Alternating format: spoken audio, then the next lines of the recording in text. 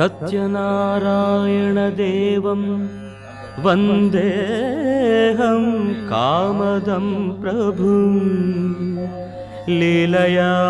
विततं विश्वं येन तस्मै नमो नमः इति प्रार्थना।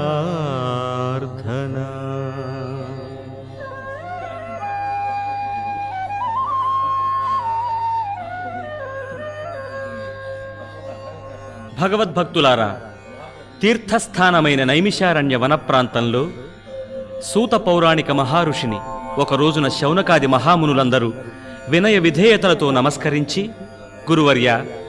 జప తప హోమ యజ్ఞయాగాదులు ఆచరించలేనివారు, వర్షానికి చలికి ఎండకి ఓర్పులేని మానవులు, సంసార బంధంలో చిక్కి వ్యామోహంతో పలుబాధలు అనుభవిస్తూ మోక్షమనే గట్టుకు చేరలే